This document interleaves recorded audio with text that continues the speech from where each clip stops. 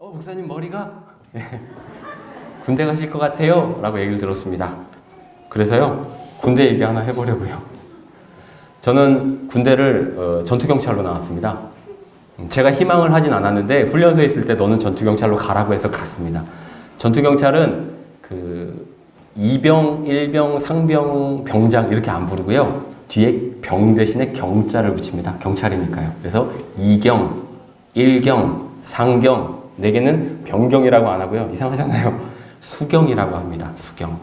제가 수경이 되기 직전에, 그러니까 짝대기 3개 거의 끈 무렵에 있었던 일입니다. 하루는 근무를 마치고 사무실에 와서 TV를 보면서 쉬고 있는데 짝대기 2개인 한창 일 열심히 해야 되는 1경 후임병 한 명이 쪼로로 달려오더니 제 귀에다가 귓속말을 하는 거예요. 이상경이 큰일 났습니다. 정아무개가 없어졌습니다. 라고 얘기를 하는 거예요. 이게 무슨 일인가 자초지종을 좀 나와서 들어왔더니만은 정문에 나와서 정문 보초를 씁니다. 여러분 경찰청에 가면 막 모자랑 막 이렇게 주렁주렁 매달고 막 어떻게 오셨습니까 하는 사람 있잖아요. 그게 이제 저희가 했던 자체경비 근무인데 그 근무가 끝나고 나면 바로 들어오는 게 아니라 저 뒤쪽에 있는 무기고에 가서 순찰 근무를 한 번 더 해야 됩니다. 근데 앞에 정문 근무 끝나고 그 뒤쪽으로 돌아오지를 않았다는 거예요. 그 사이에 이 친구가 사라져버린 겁니다. 그래서 처음에는 자기들끼리 어떻게든 얘를 찾아보려고 1시간을 경찰청 내를 헤맸대요. 근데 못 찾았어요. 그러다 보니까 이제는 이걸 보고를 좀 해야 되겠구나 싶어서 저한테 얘기를 한 겁니다. 저도 이제 애들을 데리고 나가갖고 찾아보기 시작했는데 웬만한데 뭐 창고, 뭐 일단 화장실, 어디 그 숨어 있을 만한 곳을 다 찾아봤는데 없어요. 그 당시에 제가 했던 업무 중에 하나가 경찰청 내에 근무하는 여러 경찰 어르신들 사대보험 업무를 정리하는 것 때문에 통장 정리를 하는 업무를 제가 하나를 맡았었어요, 보직으로. 그러다 보니까 저는 통장 정리를 핑계로 영외 출입이 조금 자유로운 편이었습니다. 그래서 그러면 얘가 혹시나 바깥으로 나갔을지도 모르니까 통장을 들고 통장 정리하는 것처럼 밖에 나가서 근처에 게임방이나 아니면 은행이나 아니면 터미널, 대전역까지 한번 나가보겠습니다 하고 나가서 1시간을 돌아다녔어요. 근무를 하다가 나갔을 거니까 근무복을 입었을 거 아니에요. 그래서 눈에 금방 띄었을 테니까 사람들한테 물어보고 혹시 근무복 입은 경찰 하나 키 큰 애 돌아다니는 거 못 봤나요? 못 봤대요. 평소에 이 정아무개 이 친구는 키가 정말 컸어요. 190 가까이 커서 눈에 확 띄는데 이렇게 큰 대신에 삐짝 말라갖고 너무 숫기가 없었어요. 말을 못하고 얼굴을 제대로 쳐다보지도 못하고 뭐 입도 이렇게 좀 뻥긋뻥긋하면서 그러다 보니까 고참들이 좀 많이 혼냈습니다. 너는 왜 그렇게 자신감이 없느냐, 소리가 크지 않느냐, 행동도 느릿느릿하느냐. 그러다 보니까 이 친구가 아마 스트레스를 좀 받았던 것 같아요. 그래서 이제 사고를 친 거죠. 정말 이제는 이제 경찰들이 무슨 일이 있을 때, 전경대원이 무슨 일이 있을 때 신고를 하는 부서가 작전 전경계라는 부서입니다. 거기에다 이제 신고를 하게 되면 이제 탈영 신고가 되는 거예요. 신고를 해야 되나 고민 하다가 마지막까지 제가 고민을 한 이유가 뭐냐면 군대 다녀오신 분들은 아시겠지만 군대 내에서 한번 그렇게 탈영이나 미복귀 사고가 터지면 그거 여간 피곤한 일이 아닙니다. 일단 휴가 외박이 다 잘립니다. 그리고 군대 안에서 TV 시청도 다 금지가 되고요. 혹시나 이제 가혹행위가 있었나 싶어서 한 사람씩 불러다가 고참들을 다 이제 대질신문 면담을 합니다. 그렇게 비상이 걸리는 거예요. 그럼 너무 피곤하고 서로 힘들잖아요. 그래서 최대한 그 탈영 신고만큼을 막자 고민을 하다가 순간 제 머릿속에 딱 한 군데 장소가 집히는 거예요. 그게 어디냐면 우리 내무반이 있는 그 뒤편에 있는 건물인데 거기는 이미 오래전에 폐쇄가 돼서 아무도 가지 않는 곳이에요. 아주 좁은 계단이 있고 그 계단 아래쪽으로는 문이 닫혀서 몇 년 동안 열리지 않았던 창고가 하나 있기 때문에 거기 이제 빗물이 고이고 지나가는 시민들이 쓰레기를 굴러던져서 쓰레기가 고여있고 그러다 보니까 물이 썩었고 거기에 모기, 벌레 잔뜩 있고 거미줄, 곰팡이 있으니까 거기는 누구도 가지 않았던 장소예요. 왠지 거기가 하나 걸리는 거예요. 그래서 그 장소를 조심조심 가봤더니 아니나 다를까 거기 키 큰 190짜리 그 정아무개가 쪼그리 앉아있는 거예요. 그래서 아무개야 하고 불렀더니 흠칫 놀라면서 그 저를 보더니 막 뒤로 뭘 숨겨요. 그래서 내려가서 안심을 시키고 괜찮다 뭐냐 내놔봐라 했더니 자기가 쓰고 있던 안경 알을 빼갖고 그거를 부러뜨려서 삐죽하게 만들어서 그거를 이제 손목을 어떻게 해보려고 그렇게 작정을 하고 있었던 거예요. 근데 겁이 나는 건 거죠, 본인도. 자기 때문에 이미 한바탕 난리가 났을 거 생각을 하니까 더 이제 겁이 나는 거예요. 내무반으로 복귀할 타이밍을 놓치고 나선 겁이 나니까 여기서 그냥 어떻게 해버려야 되겠다 생각을 하다가 차마 그런 용기는 없고, 제가 그 친구를 어떻게 다독여갖고 내무실로 들여보냈는지, 그리고 어떻게 고참들이나 직원들한테 설명을 잘해갖고 또 혼나지 않고 잘 넘어가게 했는지 그거는 기억이 나질 않아요. 어쨌든 크게 확대되지 않고 잘 마무리가 됐었습니다. 제가 기억에 남는 건 나중에 제가 제대할 때쯤 돼갖고 그 아무개 불러갖고 야 정아무개야 너 그날 타령하려고 했었던 거 기억나냐 물었더니, 그때는 이제 저랑 많이 친해진 다음이고 얘도 고참이 어느 정도 됐으니까 저를 이렇게 툭툭 치면서 아이 이수경님 왜 그러십니까? 자꾸 창피하게, 그렇게 많이 밝아지고 회복이 많이 됐었습니다. 이 타령이라고 하는 게 사실 가끔 뉴스에 나오기도 하지만 굉장히 큰 문제입니다. 자신이 있어야 될 영내에 머무르지 않고 허락되지 않은 다른 곳으로 가는 거, 이게 범죄이죠. 그래서 잡히면 감옥으로 끌려갑니다. 이게 왜냐하면 본인에게도 위험한 일이지만 타인에게도 해를 끼칠 수 있는 거거든요. 특히 전방에 있는 병사들 같은 경우엔 무기를 휴대하고 타령을 할 수 있기 때문에 무장 타령이 되면 이건 민간인에게도 큰 위협이 돼서 그거는 중대한 범죄로 봅니다.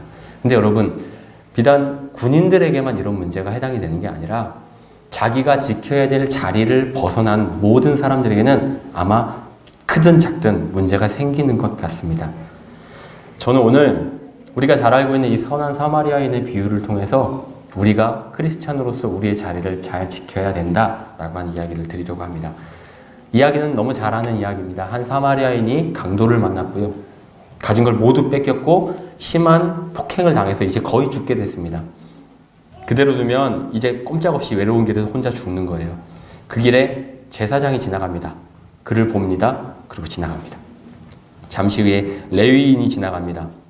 또 그 사람을 봅니다. 지나갑니다.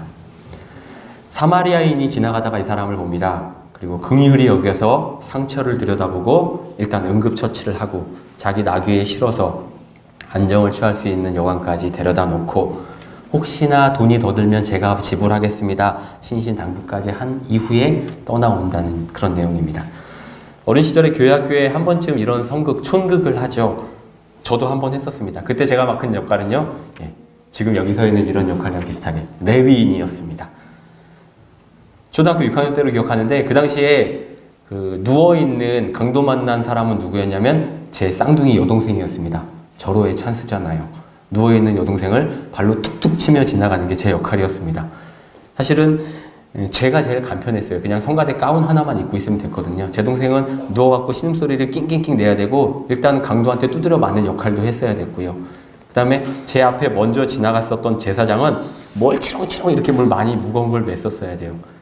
그리고 이제 주인공인 사마리아인 같은 경우에는 일단은 제 동생이 가볍지 않았거든요. 근데 그 동생을 들쳐 업고 나귀 역할을 한 친구가 제일 불쌍했어요. 네 발로 기면서 그 위에다가 제 동생을 이렇게 업고서는 또 터벅터벅 가갖고 제가 제일 편할 역할을 해서 좋아했었거든요.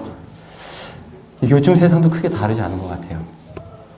이 세상에서는 이 촌극의 상황들을 여러분들에게 역할로 열어놓고 뭘 선택하시겠습니까 하면 힘든 사마리아인이나 나귀 같은 역할은 잘 안 하려고 할 것 같습니다. 오히려 그냥 지나가는 레위인이나 제사장 역할을 많이 할 것 같아요. 이미 이 세상의 상식은 다른 사람이 어려운 일을 당하고 있을 때 괜히 거기 껴들렸다간 휘말린다. 물에서 빠진 사람 구해줬더니 보따리 내놓으라는 소리 듣게 된다라는 게 상식이 되어버린 사회입니다. 근데 우리 크리스찬들에게도 그런 상식이 아주 보편적으로 퍼져 있는 것 같아서 조금 마음이 씁쓸합니다. 강도 만난 사람이 누워있는데 제사장과 레위인이 그냥 지나갔다는 이야기를 예수님께서 굳이 하셨고 굳이 못 보고 지나쳐가는 역할을 레위인, 제사장 이렇게 맡긴 이유가 있을 거라 생각을 합니다. 뭘까요? 뒤집어 생각하면 예수님은 사마리아인과 같이 그 강도 만난 사람을 도와줘야 되는 자리가 그냥 지나갔던 레위인과 제사장의 자리였다는 걸 설명하고 싶어서였기 때문일 겁니다. 근데 이 사마리아인의 비유를 가만히 들여다보면요, 우리가 주목해야 될 질문과 대답이 몇 군데 나옵니다. 그 부분을 한번 설명을 드려보려고 해요. 주님과의 대화가 처음 시작된 건 율법사가 나와서 두 가지 질문을 던졌기 때문입니다. 두 가지 질문이, 첫 번째는 25절에 하나가 나옵니다. 내가 무엇을 해야 영생을 얻을 수 있나요? 라는 게 첫 번째 질문이었고요. 두 번째 질문은 29절에 나오는데, 그러면 내 이웃이 누구인가요?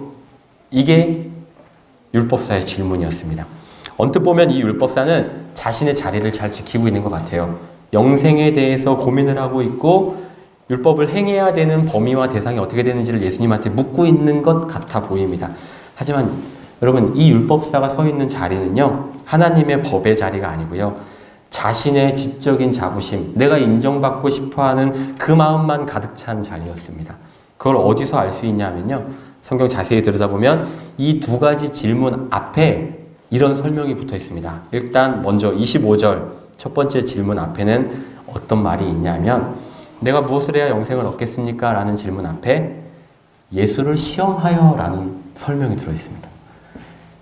또 뒤에 있는 내 이웃은 누구입니까? 라고 하는 그 질문 앞부분에는 뭐가 들어가 있냐면 자신을 옳게 보이려고 하는 설명이 들어가 있습니다. 우문현답이라는 말이 있죠.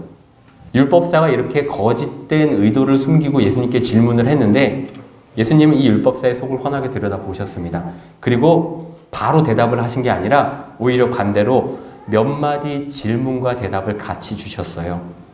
그 율법사가 예수님께 두 가지 질문을 했는데 예수님은 율법사에게 반대로 세 가지의 질문과 두 가지의 명령을 하십니다.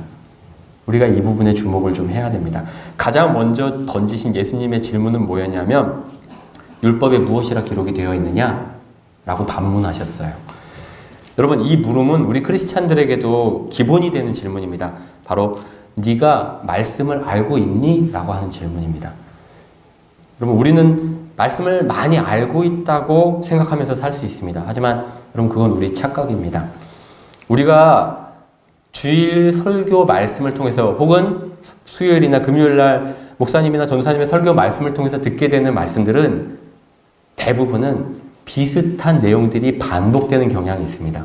1년, 2년, 3년, 10년이 지나다 보면 이 강단에서 여러분들에게 전달이 되는 말씀들은 사실은 성경에 있는 모든 말씀이 골고루라고 하기는 좀 어렵습니다.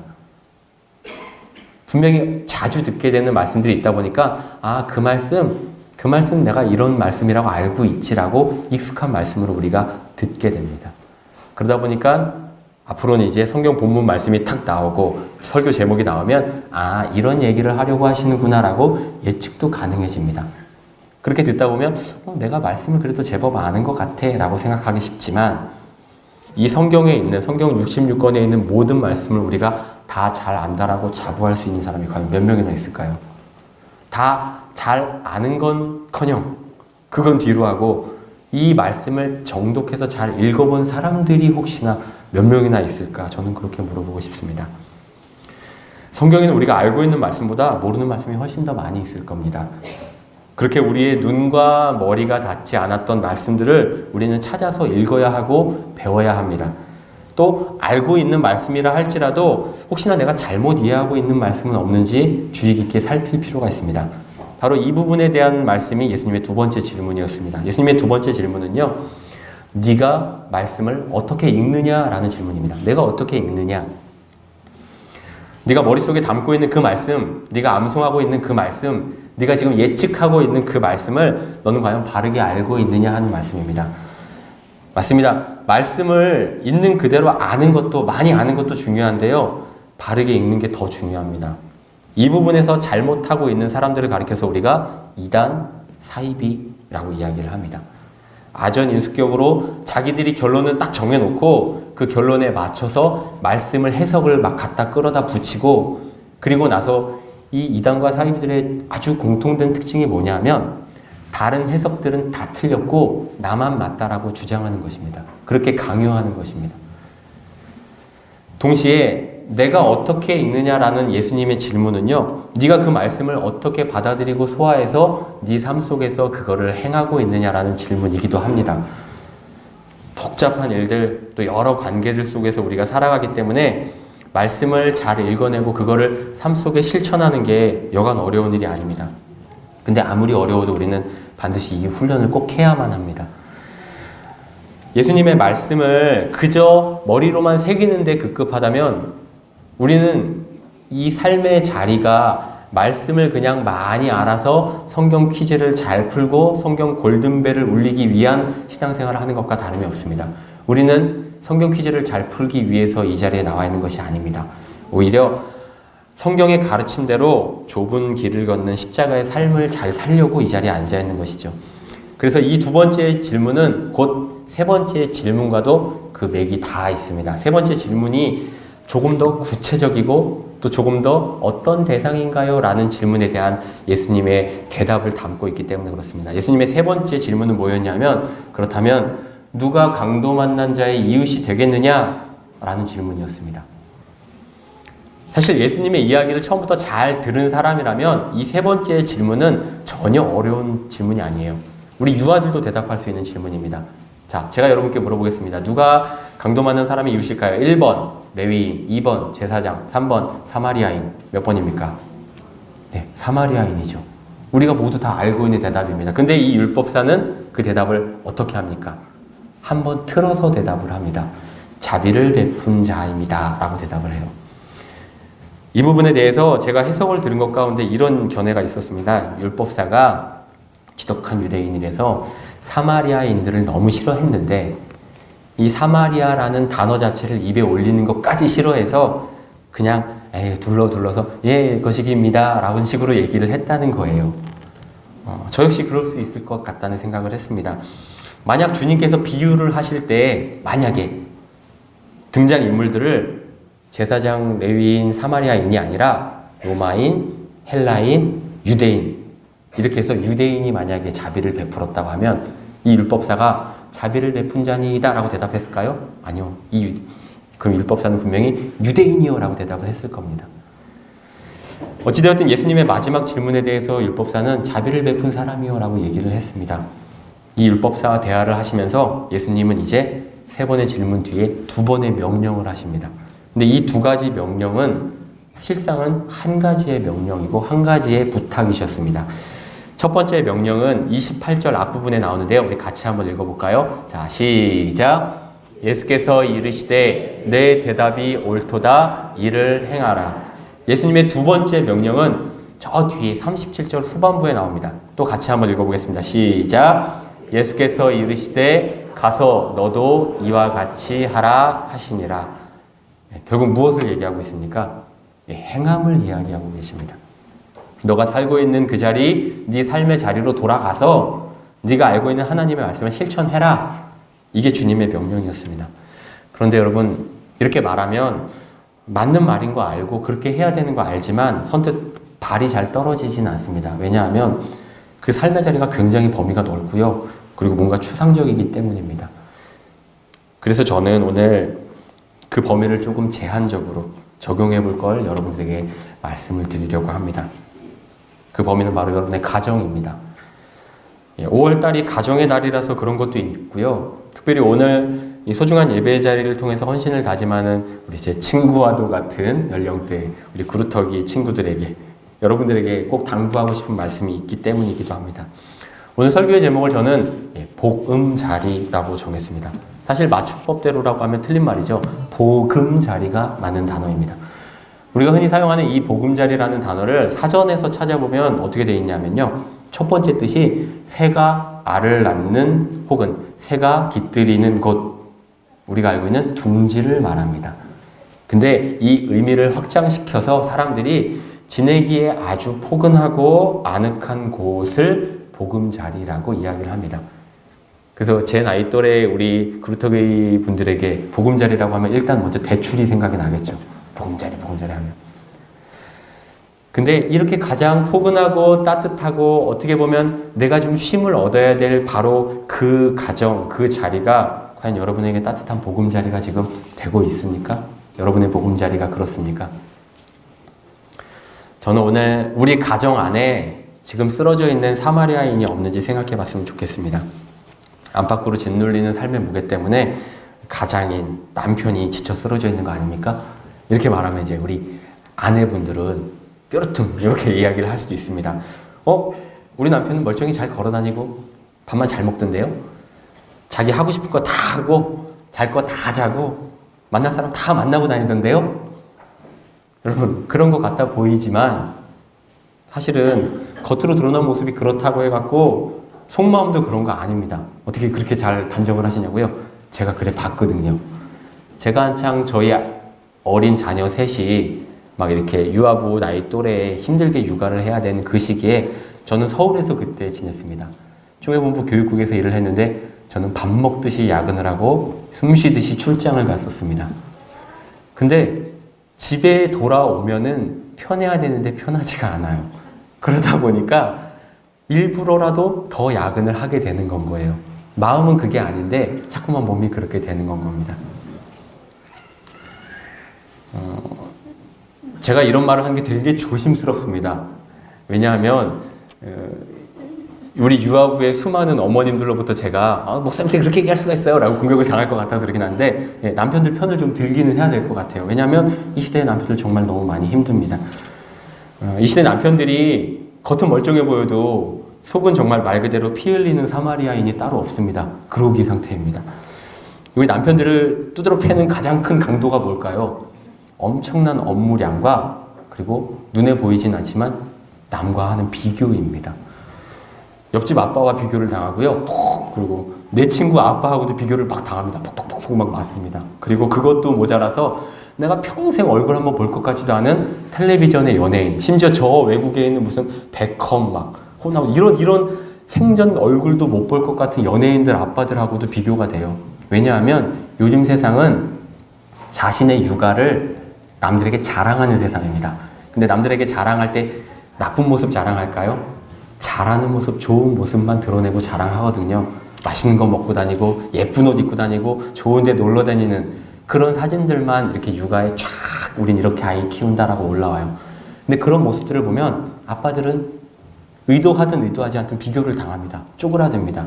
경제적인 부분에서부터 시작해서요. 사회적인 능력, 심지어 옷 입는 센스, 육아 상식, 유머, 그다음에 집 수리하는 거, 컴퓨터나 스마트폰도 잘해야 되고요. 맛집이나 멋집에 대한 정보도 잘 알고 있어야 되고요. 우리 아빠는 사진도 잘 찍어야 돼요. 그거를 옆집 아빠, 내 친구 아빠처럼 못하면은 자기는 왜 그래? 라는 말을 입으로 듣든 아니면 시선으로 듣든 그거를 듣게 되는 겁니다. 그러다 보면 집에 오는 게 무서워지고 겁이 나는 거예요. 돈만 벌어다 준다고 다가 아님에도 불구하고 심지어 그 돈도 남처럼 많이 벌어다 주지 못하는 것 같은 그런 위축되는 마음이 자꾸자꾸 든단 말입니다. 그러다 보니 이 시대의 남편들은 자꾸만 그 자리를 벗어나고 싶어 합니다. 몇몇 분들은 그런 얘기 들으면 너무 화가 나요 하시겠지만 여전히 남편들은 그 얘기를 합니다. 내 집에 와서 편하게 쉬고 싶은데 내 집이 편하지가 않아요. 이게 요즘 남편들의 한숨입니다. 자, 그렇다면 아내들은 어떨까요? 아내들은 쉽고 집에서 그냥 편하게 쉬고 있으니까 괜찮을까요? 큰일 날 소리입니다. 여러분, 육아 번아웃이라는 증후군이 있습니다. 이건 증상입니다. 정신과에서 말하는 한 증상인데요. 육아로 인한 번아웃, 완전히 다 타버렸다는 뜻입니다. 이거는 장기간의 육아로 인해서 스트레스를 받아갖고 잠도 잘 안 오고 그 다음에 수면이 일단 불규칙하고 그러다 보니까 먹는 게 불규칙하고 직장생활의 경력이 단절돼서 자신감이 뚝뚝 떨어지고 대인관계도 위축되고 체력도 떨어지고 우울해지는 그런 상태를 말하는 겁니다. 그게 쭉 이어지는 거예요. 이게 정신과로 진단을 했을 땐 아주 경미한 우울증으로 시작이 되긴 하지만 나중에는 이게 점점점 심각해져서 나중엔 가정을 아주 위태롭게 만드는, 가정을 파괴하는 지경까지 이르는 관심과 도움과 치료가 분명히 필요한 증상이라고 의사들은 이야기를 합니다. 흥미로운 건요, 이런 아내들이 스스로 내가 지금 뭐가 문제가 있는데 라고 느껴서 병원을 찾아가거나 상담을 받을 때 제일 많이 하는 게 뭐냐면 제가 너무 힘들어요, 일이 너무 많아요가 아니고요, 가장 많이 괴로움을 토로하는 게 죄책감이라는 겁니다. 내가 남편한테 내 아이한테 너무 함부로 해요. 너무 험한 말을 많이 해요. 내 마음은 그게 아닌데 자꾸 애를 다그치고 때리고 혼내요. 어떻게 하면 좋죠? 라고 자기 죄책감을 토로하는 엄마들이 정말 많다는 겁니다. 그러다 보니까 엄마들이 스스로 자괴감에 굉장히 많이 빠져있죠. 이거를 지켜보는 가족들이 그거를 이해를 못하기 때문에 더 심해지는 거예요. 남편이 뭘 그런 걸 갖고 그래? 아니면 가족들 중에서 나를 가장 잘 많이 이해해 줄 것 같은 사람이 누구예요? 친정엄마. 근데 친정엄마들도 가끔은 서운한 말들을 막 하는 거예요. 찌르는 말들을 하고 더 잘 알기 때문에 더 아픈 말들을 엄마로부터 듣게 되는 경우들이 있습니다. 가령 예를 들어서 친정엄마가 아이를 못 봐줄 상황인데 남편은 매일 야근을 하고 집안이 어려워서 도우미를 쓰고 싶은데 우리 형편은 그것도 안 되고 아이를 낳았는데 첫째 아이는 어린이집에 갔다가 감기에 얻어오고 둘째면 다행인데 셋째까지 있고 막 이런 상황이 계속 이어지다 보면은 아, 나는 이제 이 사회에서 내 이름 세 글자 걸고 어디 나가서 내 역할을 하는 건 끝이 났나 봐.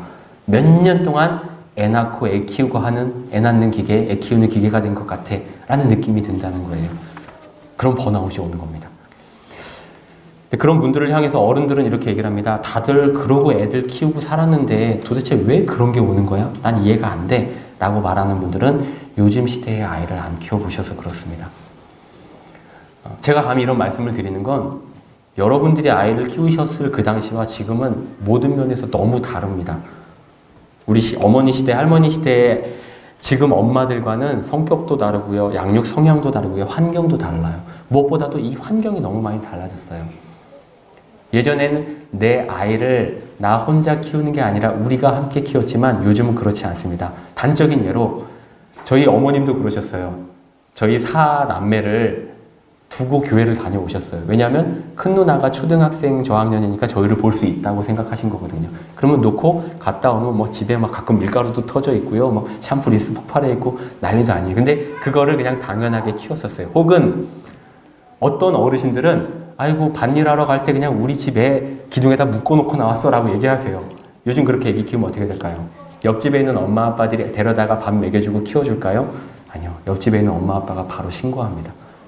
이미 우리나라도 그런 사회가 되었습니다. 아이를 잘 키우는 게 자랑이 되는 것만큼 혹시라도 아이를 조금이라도 잘못 키우면 그게 굉장히 큰 결함이고 엄마 아빠의 흉이 되는 세상입니다. 내 아이를 내 소신대로 마음껏 키울 수 있는 세상이 아니고요. 뭔가 굉장히 눈치를 많이 봐야 돼요.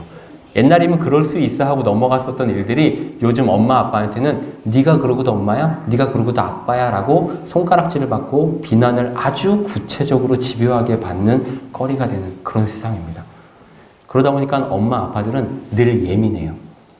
내 아이를 가장 잘 알고 가장 사랑하는 게 난데 옆에서 자꾸 이렇게 키워야 된다 저렇게 키워야 된다 그게 다 화살이 되는 세상입니다. 근데 그렇게 아이를 키우는 우리 엄마들이세요. 그러다 보니까 쓰러져 있습니다. 피투성이 사마리아인 돼서 집안에 쓰러져 있는 거예요. 그런 엄마, 아빠 밑에서 크는 자녀들이 어떨까요? 얘네가 올바르게 똑바르게 자라면 그게 이상하고 그게 기적인 세상입니다. 거기에 요즘 아이들은 스마트폰, 텔레비전, 그 다음에 수많은 미디어들 때문에 정신과 신경이 많이 빼앗겨 있거든요. 실상 우리 보금자리라고 하는 우리 가족 안에는요, 사마리아인들이 즐비하게 쓰러져 있는 겁니다. 피투성이가 되어서. 네, 그런 자리를 어떻게 하면 편안한, 행복한 보금자리로 만들 수 있을까요? 여러분 한 사람 한 사람이 힘써서 그 자리를 지켜내야 하는데 목사님 다 같이 다 뻗어서 누워있는데 다 환자인데 다 죽어가는데 누가 누구를 어떻게 도와줘요? 어떻게 살려줘요? 라고 물어보실 수 있겠죠. 저도 그렇게 생각을 합니다. 여러분 그런 여러분을 위해서 주님이 오셨습니다. 그런 여러분을 위해서 십자가에 달리셨고 그런 여러분을 위해서 부활하셨습니다. 제가 오늘 설교의 제목으로 삼은 이 복음자리가 바로 그 이유입니다. 여러분 우리 가정이 진정하고 편안한 복음자리, 편안한 자리가 되기 위해서는요. 먼저 여러분 가정 안에 복음이 회복되어야 합니다. 아멘입니까? 뻔한 말 같지만 이게 굉장히 중요한 말이고 진리입니다. 하나님이 우리 가정의 온전한 주인이 되셔서요. 우리 가족의 예배가 먼저 회복이 되어야 합니다. 그리고 말씀과 기도가 구체적으로 작동이 되어야 합니다. 습관적으로 하는 말씀 기도가 아니라 정말로 살아 역사하고 움직이는 말씀, 남들을 위해서 기도해주는 나의 중보의 기도가 구체적으로 역사하는 그 기도가 작동하기 시작할 때 그때 비로소 엄마, 아빠, 자녀 각자의 역할이 시작이 될 수 있는 힘이 생기는 것입니다. 여러분 가정의 예배가 먼저 회복이 돼야 돼요. 예배와 말씀의 단이 무너져 있다면 이 세상 그 어떤 노력, 그 어떤 사람에게 상담을 받아도 회복되지 않음을 여러분 믿으십시오. 왜 그러냐 하면요.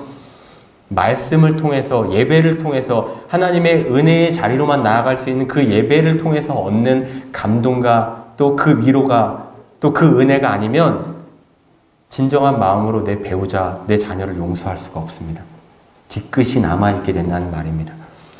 무한한 하나님의 희생과 사랑을 내 마음속에 담아서 그 사랑에 감사하는 마음을 가지고 내 가족을 돌아보기 시작할 때, 그때 우리 가정이 복음의 자리로 천천히 회복이 될 수가 있는 것입니다.